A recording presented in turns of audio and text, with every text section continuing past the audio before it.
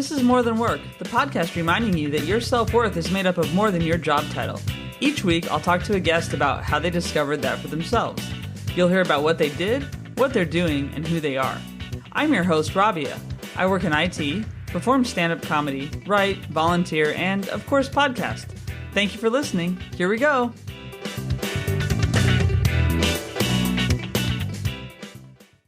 Hey everyone, so this week I'm talking to Diana Indries. She's the creator of Better Topics card games. So thanks for being a guest, Diana. Thank you so much for having me on your show. I'm super excited to be here. Same. So first of all, where am I talking to you from? Well, right now I am in Romania, which is Eastern Europe. Oh, nice. Yeah, I have a good friend actually at work who's from Romania. So she's going back quite often now that you can travel. So that's cool. Yes, we used to do that as well because flights now are more and more. I mean, you can get them in more cities than usual. We used to live in Sheffield, which is like 3 hours north from London. And we actually used to have a flight literally from next door, basically from Doncaster. But even that changed lately, apparently. So I think it was good timing to move out. Yeah, totally. Yeah, because it's like it gets inconvenient to travel even a short distance. So first of all, let's just get it right into what is Better Topics card games. So Better Topics in general is a concept of education through play, and specifically for relationships and anything that has to do with that. Because unlike, math and science and all of those that we actually learn in school, unfortunately, relationships we do not learn in school. And many times we learn how to communicate, usually when it comes to work and like very, let's say, official settings. But we don't really learn how to communicate with each other personally, which really does have a negative impact on relationships, especially. So we have started the Better Topics, let's say, brand with the Better Topics card game for couples, which was launched just over 2 years ago. And it is essentially a card game through which couples can have those important discussions in a relationship that actually help the relationship go forward and grow it. And it helps the couple actually come together and understand each other a lot better, but also have fun with each other. Because why not have fun with your partner? If you're not going to have fun with your partner, then with who? So we wanted to include both of these things because I feel that these two elements are really, really important when it comes to having a great relationship. And because I have this very strong belief that literally anyone can have a great relationship if they want to. Mm-hmm. Yeah. And communication's a big, big part of that. Yes, generally. It is. And we've been working on it actually on the game for quite a while. And then we all know what happened at the beginning of 2020. And we're like, okay, we're not 100% ready with this, but we definitely need to launch because we've seen so many, even of our friends that have been literally locked in, like physically locked in and stuck with each other.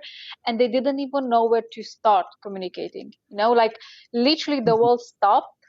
And so many people just had to stop everything they were doing. They had to stop running around. They had to stop their careers. They had to literally put everything, their life on pause and just sit next to their partner. And I remember my brother at the time was saying like, now many people will regret their decisions when it comes to partners. And we're like, that is so true in a way, but also many of them don't even know where to start communicating. Mm-hmm. So because even myself and my husband, now we consider ourselves really good communicators, mainly because our previous work jobs, especially mine, but still we recognize the need of having set time for it because having very busy lifestyles and working literally every day, all day, very quickly led us to a point where we're like, okay, I don't really like the direction where this relationship is going towards, because we realized very early on in our relationship that we need to focus on it if we want to grow it.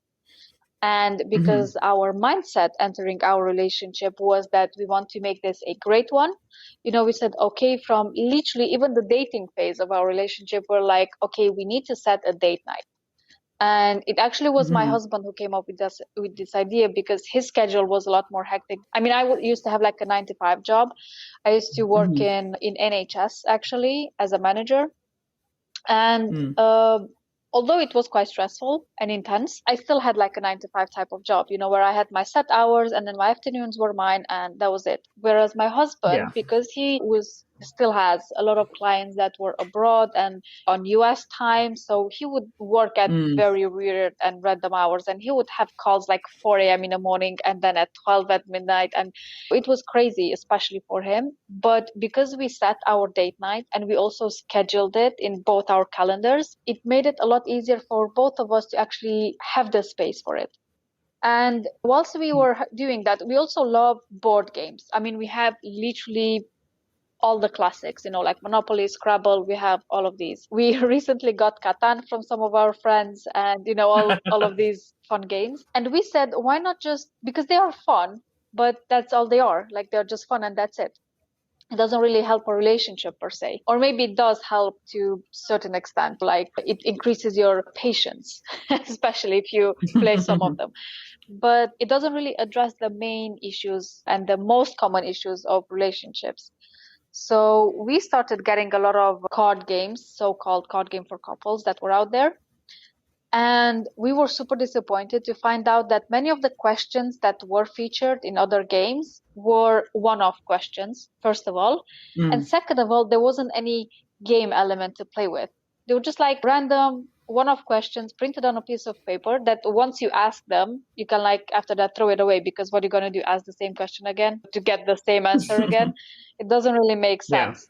Yeah. And the most frustrating thing for me was that it wasn't a game. Like, they called it a game, but it wasn't a game. So that was when we actually thought about inventing our own and creating it. And then we started bouncing around ideas and, how it would look, what questions would it have. And we literally put in this game a lot of elements that we like from different types of board games. So we have, for example, the luck element, which is my specialty. So anything to do with dice or random luck, I win hands down against my husband every time. I don't know how it's happening. It's so weird sometimes and so funny that he's about to win, but then I win, at the end of it. It's so funny. So we have that, because obviously it depends what type of cards you're dealt. And then we have the strategy element, which is my husband's favorite. And that is where you can strategize how to use your cards, because you play it in a certain way. And then we also have something that we haven't really found in any other games, which is rewards.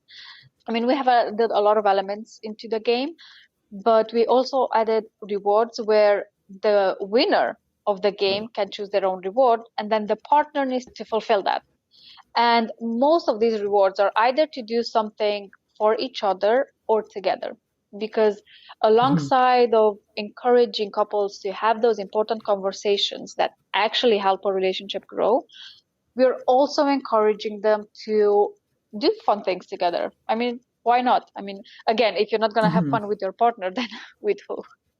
Yeah, totally. No, that sounds really cool. And just, I like that the questions, I agree. Like, if you ask someone something that doesn't really matter necessarily to a relationship, and also that it's not going to change over time, then what's the point? Because you're just playing the same game over and over. Exactly. And yeah, it's almost like if they don't remember the answer, you could cause a fight, because you'd be like, well, weren't you listening the first 5 times? Yes, that might be it. But many of those questions that we got in other card games were things like, what's your favorite ice cream? And what's your favorite color? Yeah. And I told my husband, I'm like, listen, if by this point you don't know how much I love chocolate, we have such a serious issue that no cards can help us, like, literally. Yeah. But yeah, if you're married and you don't know someone's favorite color, even, that's a bit weird, because a lot of your friends' favorite colors at some point, they wear them. Exactly. And even assumingly, let's say that you might not know the answer to those questions, it doesn't really help the relationship per se. Like, maybe if you want to get them a specific gift, it might impact it to a certain extent, but a lot less than what you could actually ask to improve the relationship or to discuss more important things. Like, for example, one of my favorite questions in Better Topics card game for couples is, when did you need me most last week and I wasn't there? So one key element in our game is that all our questions are repeatable, first of all. So you can actually play this game regularly because the questions are the same. The answers will always change because what we go through every week changes and every month. And then you can always basically catch up with your partner, like what were the most impactful events lately? How did they impact you? How can we help each other?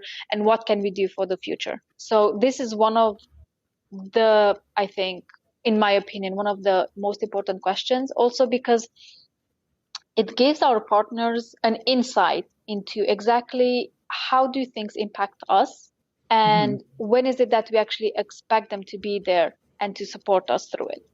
And the more clues like these we give them, they can understand exactly what type of situations are when we actually need more support from them.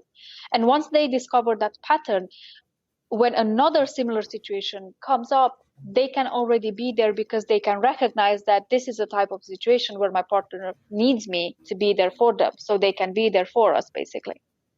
So, and we have the sister of this question, for example, which is when did you need me to give you more space last week and I wasn't, you know? So similar to the first question here as well, our partners and us as well, for our partner, we can recognize exactly when are those key moments when our partner expects us to be there, when they expect us to give them more space. And once we recognize those patterns, we can just do it without having to ask again and again and again, and without our partner feeling frustrated that, you know, I needed you, you weren't there, or you're too much in my face, I need some space. Yeah. So, and obviously we have some lighter questions as well. I don't want to freak out people that all of them are so deep.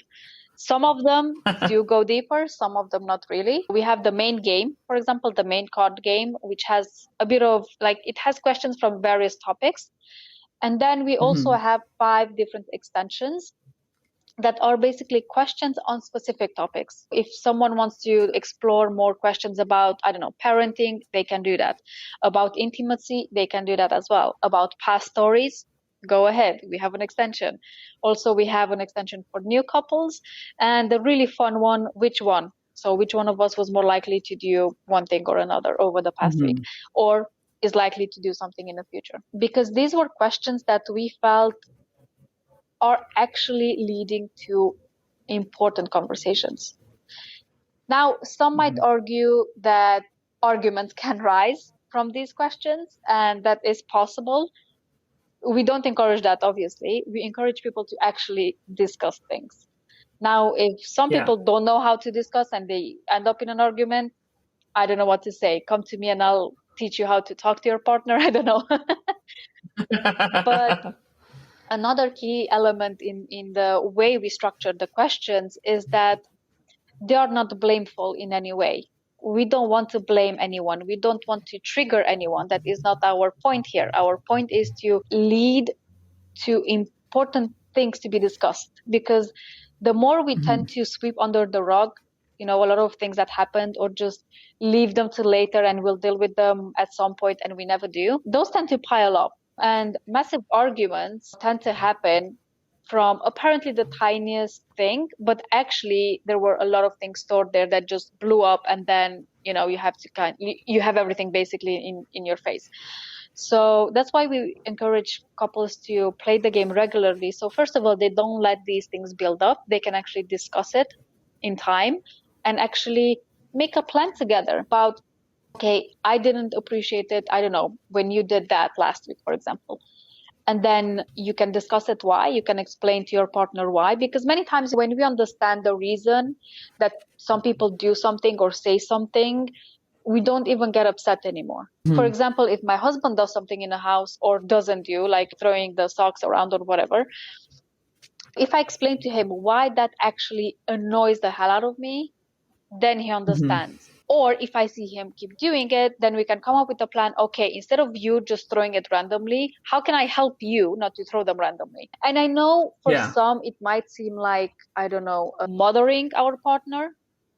But at the end of the day, why are we willing to talk nicely and find solutions in the work context when we are paid to do it, but not at home in our relationship, which supposedly is more important than our work, just because at work we're paid and at home not. So many of these elements that I've actually learned through my management training, and my husband has learned as well in his leadership and his experience as well with owning businesses, was that most things actually need to be discussed. And in a relationship, I would maybe say literally everything, because it's always better to have things discussed than not discussed, if that makes sense. And then you know where you stand, where your partner stands, how can you support each other, what can you do to make each other's life better and easier, because that's how a relationship actually grows, when you take care of your partner and your partner takes care of you. Yeah, and I think the game, what's cool is it's just introducing a way to have those conversations, because it might be easier to answer a question on the card than to just raise the topic with someone kind of out of the blue. And so I like that it's creating that opportunity. So basically you guys loved games. You saw a place where they weren't reflecting what you would want to play as a couple. Did you end up quitting a job that you were doing before to do this? And kind of what was your path that made you say, this is what I want to do now, versus this is just something on the side? Yes. So it was in June 2020 that we actually launched the Better Topics card game through a Kickstarter campaign, which is like a crowdfunding type of campaign. Mm-hmm. Mainly to prove it to ourselves that there is interest in the market for a game like this. I mean, obviously we loved it, but then we worked on it for almost a year by this point. So we were sort of biased towards it, but we also wanted to see if other people out there liked it. And it was fully funded, which was amazing, because apparently only like less than 6 or 7% of the Kickstarter campaigns get fully funded. So we were really, really happy with that. But also with it came so much work that we needed a full-time person on it. So between my husband and I wanted to do this more, basically. And because relationships is something that it's, let's say, a passion of mine for many years now. I read, dozens of books on relationships. I've been to courses on relationships. I've talked to therapists on relationships. I literally follow most of them. Don't have that much time lately, but I used to follow literally everyone in the field, because I always wanted to learn about relationships, what makes a good partner, how to have a great relationship, and all of these. Because, you know, after years and years of bad dating experiences, and some good ones, not to lie, but mostly bad, and for, after having few failed relationships, I realized that I'm not even sure how to do it, because I was listening to advice from right, left, and center, but many of that advice didn't really make sense to me, or it was like advice that I wasn't willing to accept. Like some people told me, oh no, you're too smart, men don't like smart women. And I was like, listen, I've spent literally the best side of 3/3 of my life trying to be smart and make something in my life. I'm not going to dumb down myself now just for a man. Like I don't agree with that advice. No. I'm like, no, I'm not going to do that. And like other stupid advice, like, oh no, you should be like this, or you should be like that, because men like this and men like that. And I was like, yeah, no, I'm not going to do that. So I was like, okay, but then what should I do? And I was like, I don't even know, because unlike other things in life, relationships is not taught anywhere. I mean, it is now, because there are courses online, but it's not like a mandatory subject in school, although I think it should be, because so many people go through, literally everyone goes through it at some point or another. And we tend to learn through trial and error. But then, if we study a bit relationships and we are slightly educated in it, we can bypass years of heartache and bad decisions. So that's why I've actually decided that I should be the one quitting my job and then do this full time, because this was my passion basically more than my husband's. Cool. And how do you feel like now doing this versus when you were working in the NHS and just kind of doing the 9 to 5? Has like your opinion of yourself or work changed? Oh my God. That you're doing this? So it's literally from one extreme to another in a way. I mean, again, NHS was quite demanding as well and intense. And I did love that job too, because I was seeing the people that we helped every time that they were coming to the hospital, that we managed to put through all the pathways and all of that. It was amazing. And sometimes they would even call us to thank us. And to let us know actually how big of an impact our work had on their life and their health and everything, which was amazing. And I worked very closely with very important doctors and amazing people that literally life-changing as well. So I love that part of it. But the 9 to 5 and very strict hours led me to a point where I was like, I want something else in my life. Mm-hmm. Also that I hit a sort of a roadblock where I realized that, so I got to a point in management where I wanted to get the very first time, when I got into NHS, I worked my way up literally from the first band all the way to management level. And when I got to management, I thought that, okay, now I'll be able to change things the way I think they should be changed, especially because going through each step, I've seen so many things along the way that could be improved. But then I realized that I was very limited. My creativity was super limited. Like the only thing I had to do was take orders from above and pass them on and make sure that people in my team were implementing them. That was the only thing I had to do. Every time I was having creative ideas, although many people were saying that they want to improve, they actually didn't, because at the end of the day, they didn't want more work on their plate. They just want to get on with life. So seeing that literally demoralized me a lot. And then in the same time, working on this creative thing like Better Topics, I was like, I was starving in a way for creativity. And I didn't even realize how creative of a person I am until I haven't started working fully on Better Topics. And it's so interesting to discover that, when you're 30, because most people know that, that they are creative when they're very young. I kind of knew, but not really, because every time I was so focused on achieving my goals throughout my life and my career and everything. And I never allowed myself enough time to just sit and create something. So again, I did like the NHS job that I had, but I do love Better Topics a lot more. It's a lot more difficult than having a steady job, to be honest, because especially if you work in NHS, it does give you a job security. You still have that job, even if, I don't know, let's say you mess up something, you will still be there to fix it. You will still have a job at the end of the month. You will still be paid at the end of the month. Whereas when you have your own business, mistakes are a lot more expensive because you pay them. It's you who maybe is not making money, maybe not reaching out to enough people, and if you don't work hard enough or long enough, things don't get done, basically, especially if you're the only one in the business as I am right now. So I do love it more, but it is also more stressful at the same time. I know it sounds crazy. Why would you want to do something more stressful? But it's a different type of stress, a more creative type of stress. And you have a lot more freedom as well to do and take this whichever direction you want. Yeah. And a lot of people I've talked to who have pivoted to entrepreneurship in different areas. I'm thinking of one in particular that was on the podcast before who founded a bicycle company, right? And that's his passion, but he said he's not working less.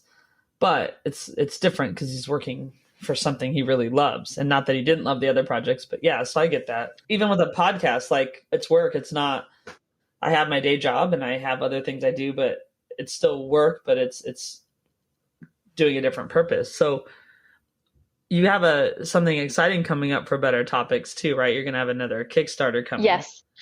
So this time we have partnered up with a high school teacher from Denver, Colorado. His name is Scott Allen. And he reached out to us because he needed some help with a game that he created for his students. So as a high school teacher, he was sort of, as he called it, adopted by his students as their adopted father figure, in school. So every time they had like issues, especially in dating, they would go to him for advice and everything. And because he's the type of teacher that I wish everyone would have, the one that he's really passionate about teaching, about students, about educating them for life, not just for school, he quickly realized that they wouldn't really listen when he would suggest like articles or books or even courses on relationships and dating. So he created a game to help his students pay attention at more than one or two characteristics that someone might have. So as teenagers, I know I used to do this. I just used to look at someone and I used to like agree to date them based on very, let's say, unimportant characteristics. Like, oh, they look nice, they smile, I don't know, they made me laugh a couple of times. Okay, I'll date this guy. And then I had to go through a few dates until I realized that we're not good together, or maybe even months, or maybe even years. So he basically wanted to help his students pay more attention who they're dating and are they actually a good match. So he created this amazing game with different characteristics, and he reached out to us once he explained the game to us. And we realized how, when we've seen how passionate he was about it, because at the end of the day, this is what sold it to us, his passion and his drive, and the fact that he was trying to help his students with this, that just sold it for me. I was like, I wish I would have a teacher like this even now. And we've decided to partner up so we can actually put this game out there and make it playable by, let's say, more and more people than just a select few. So we have been working on this for the last 4 or 5 months, I think, right now. And we've been polishing the game and restructuring it a bit. And we are basically done.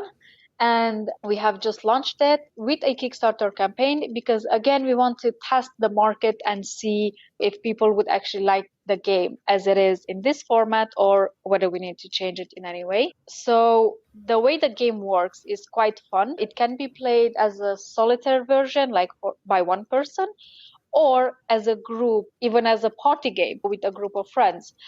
Basically, you have all these characteristics of, let's say, various people that might be out there. And you have in different domains as well. You have like income, you have like height, even age groups, whatever, different types of categories. And you have from, let's say, worst to best. Like income, you have someone who's like homeless and with no money to his name, and someone who is super wealthy on the other side. And then you have in between as well. And basically the way how the game works is that you put out 2 columns of characteristics, and then each column is a potential person that you could date. And then you look at each, and then you decide out of the 2, which one would you actually choose.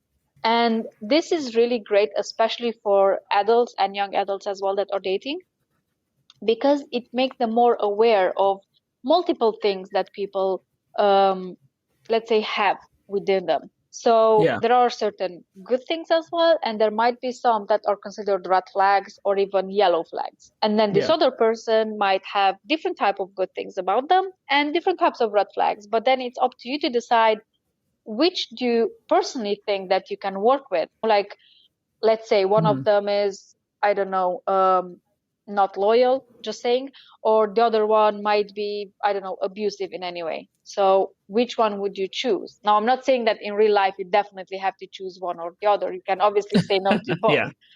But it makes you more aware to look in more depth when you look at a person, instead of just looking at them, oh, they smiled, or if it's a guy, you look at a girl and then, oh, she's pretty, she wears a short skirt, that's it, I'll date her. Those are not criteria.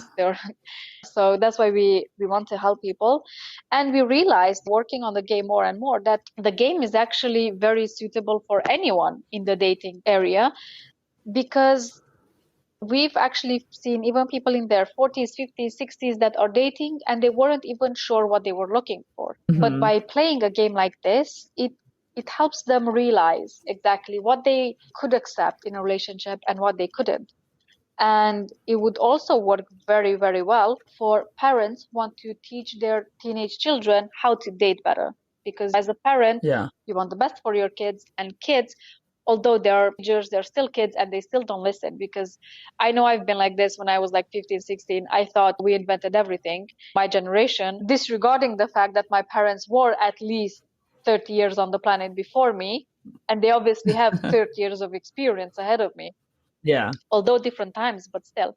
Cool. That's great. So as far as just work and having to work a bit harder in a different way now, has it changed like what you do outside of work to kind of relax, since you're working on something you love, but it can also probably be a bit like overwhelming to even play your game at this point because you're always thinking about it. So have you found ways of coping that are different than you used to? The interesting thing is I didn't need to find things to cope with. If before I had to find things to cope with the stress of it all, mechanisms of how to mentally leave work at the work and then go home. Right now, I have the freedom of handling any family emergency whenever it rises, unless I have certain meetings or like, a podcast like this. But at any point, if my phone rings with an emergency, I can be there for our family, which is one of the criteria why we actually moved back to Romania, to be closer to family. And if I feel I just need a day off, which rarely happens, I just take a day off. And I don't feel bad about it because I know it is for me. It is. And interestingly enough, whenever I do take a day off, and I'm setting my mindset like, okay, today I'm not going to do any work. I don't have anything urgent. Like I can just relax. That's when most ideas come to me. And I always have a notebook with me or my phone, and I can write down ideas, because when I'm more relaxed, then I'm like, oh my God, I could do this. So I'm writing that down. So I could do this. Or I go and I ask my husband about certain things, and then more ideas come up. And then I just, at least I brainstorm some more new ideas. Now, the thing that some people might see it as a downside is the fact that you don't have a strict cutoff point for work unless you set it yourself. Yeah. So, for example, this past weekend, we were away with my husband for his work. And although I did have some time on my own as well, and I did relax as well, I had a massage done, I had been to a spa and everything, I've also worked because I was so relaxed. And I was like, I don't really feel like watching a movie, but I would just want to finish a few more tasks. So again, some people might see it as a bad thing, and it might be if you're doing a work that you don't like. And I've realized that all those people who said that if you do something you love is not even work anymore, it is like that. Because right now, even if I read a book about relationships to document for, let's say, an article or a video that I'm about to do, I read it even for myself because I enjoy it and I love it, and it doesn't seem like work. And also, I had to learn so many new things, which I loved. I mean, literally anything from video editing to article writing to what is SEO and what a website should look like, and all of these technical things as well.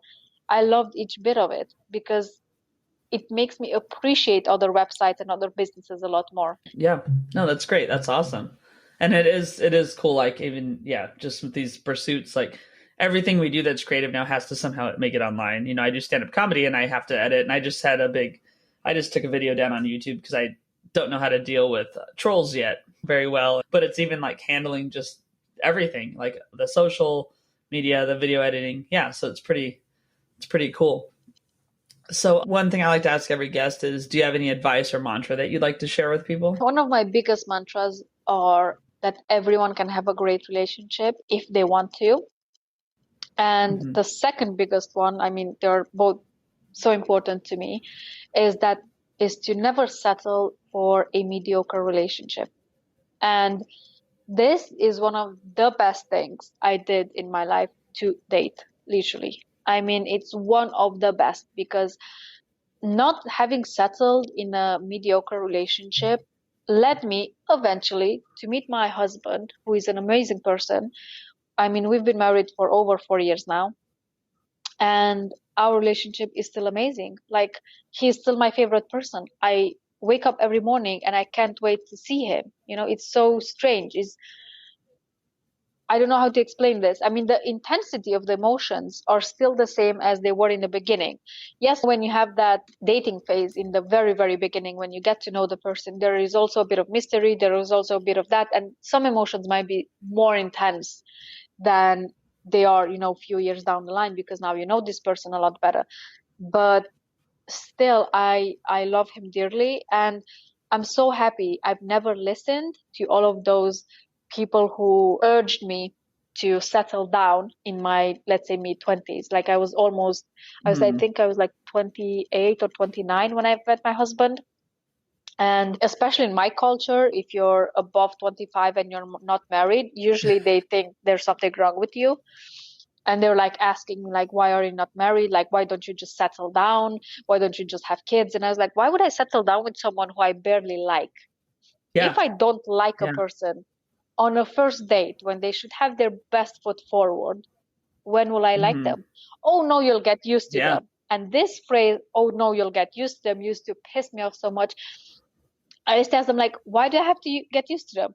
Like, if I don't like them now, when they're on the best behavior, what does that tell me about what's to come? Like why would I put myself through that? Because I told them like, I don't need to settle down. Like I had my job, I had my money, I even had my own house by that time. I was like, why would I need to settle? Why?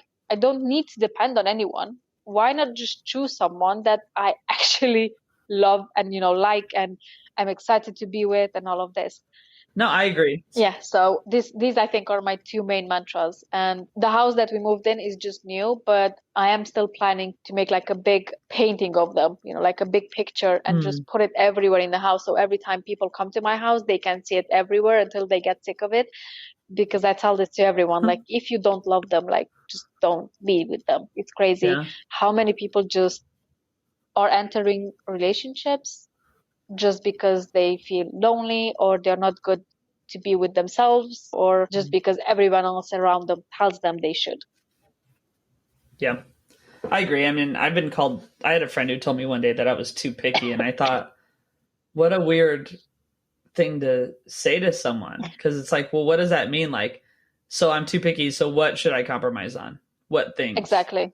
Exactly. And why should you lower your standards if you can offer the same, because there is the point of, yes, maybe having too many expectations, but you're not doing anything yourself, let's say.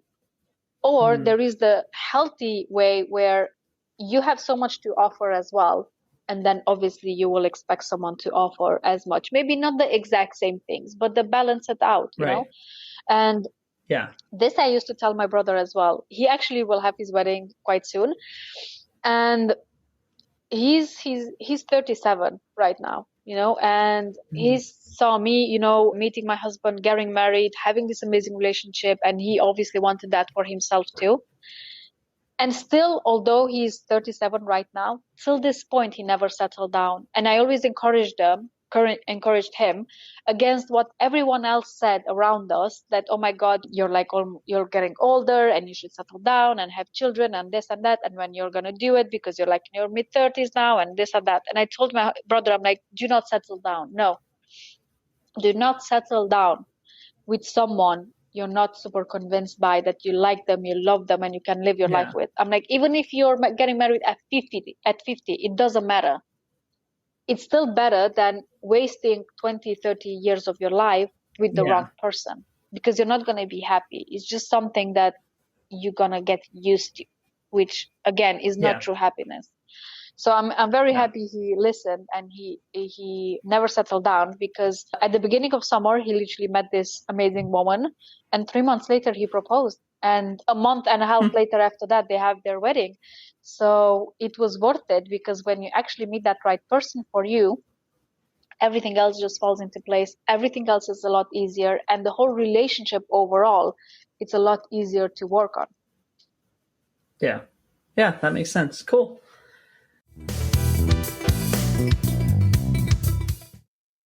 So the last set of questions I have are the fun 5. Okay. So they're just a set of questions I ask everybody. So the first one, what's the oldest t-shirt you have and still wear? It is a white t-shirt with the Pink Panther on it, leaning against the Tower of Pisa, from Italy. And I still wear it. It's all ripped. It has holes in it. I still wear it sometimes, but it was my dad's. And when I went to the UK 11 years ago, I took that t-shirt with me, and I still kept it all these years, and I brought it back with me as well. Nice. That's awesome. It sounds cool. That sounds really cool, actually. So it seemed like it was Groundhog's Day for a while, like that movie with Bill Murray, where he had the same morning every day and same song playing every day on his alarm clock. So if it was like that for you, what song would you have your alarm clock play every day? I would say Perfect by Ed Sheeran. I really love that song. And it also was our first dance song when we got married with my husband. So I still love that song. And it was so funny, because when we went on our honeymoon, we had our honeymoon like 3 months after the wedding. And when we went on our honeymoon, when we went on a plane to sit down, that was the exact song playing, whilst we were like sitting down. And it was just so funny. So I think that song, I can never get tired of it. Yeah, it's a beautiful song. All right. Coffee or tea or neither? Sometimes tea, just because I work at a desk and I don't want to munch on sweets. But I gave up coffee about 5 years ago. Oh, wow. Okay, cool. And can you think of a time that you like laughed so hard you cried, or something that just cracks you up when you think about it? Oh my God, so many moments. But one that my husband just reminded me of the other night was so funny. I threw chocolate towards my brother. I had this like small Mm-hmm. chocolate bar. There are these individually wrapped ones. And I was Yeah, yeah, like yeah. on one side of the room and he was like at the end of the sofa. He was like 3 meters still there. And I asked him like, do you want some chocolate? And he's like, no, I don't. And I was like, well, you'll have it. And I threw it at him, like literally at him. And it caught him like in his forehead and it actually broke in two. And he was like, so stop, like, what was that about? And I just started laughing because if I would have wanted to hit him in his head, literally, I'm sure I would have not, directed so so precisely. And my husband was like Yeah. in the middle and he was like, what was that? So the full scene was so funny. And my husband actually just reminded me of it like the other night when my brother was here visiting and we're just laughing about it. Like, it's still funny. And it happened like a few years ago, but it's still so funny. Well, it's like so unintentioned and so perfect at the same time. Right? Exactly. Yeah. Awesome. All right. And the last one, who inspires you right now? Right now, I think my husband, I would say. I know it sounds corny, but he is, because he's so hardworking and he's Mm-hmm. doing so many things for so many people and he's working so hard for our family, and I really, really appreciate that about him. Yeah, nice. That's cool. All right. So people want to know about Better Topics and even about the Kickstarter. I'll put the link for the Kickstarter up, but if people want to find you or follow you, where do you want them to go? So if they want to find out more either about the Kickstarter, we have our website, which is bettertopics.com. And I am on all social medias at Better Topics, which is, on Instagram, on Facebook, on TikTok, on, I don't know, everywhere, Twitter, everywhere we are at Better Topics. Cool. Well, it was really nice to talk to you today. I really appreciate it, Diana. So thanks for being on More Than Work. Thank you so much for having me. Thanks for listening. You can learn more about the guest and what was talked about in the show notes. Joe Maffia created the music you're listening to. You can find him on Spotify at Joe, Maffia. Rob Metke does all the design, for which I am so grateful. You can find him online by searching Rob, Metke. Please leave a review if you like the show, and get in touch if you have feedback or guest ideas. The pod is on all the social channels at More Than Work Pod or at Rabia Comedy on TikTok, and the website is morethanworkpod.com. While being kind to others, don't forget to be kind to yourself.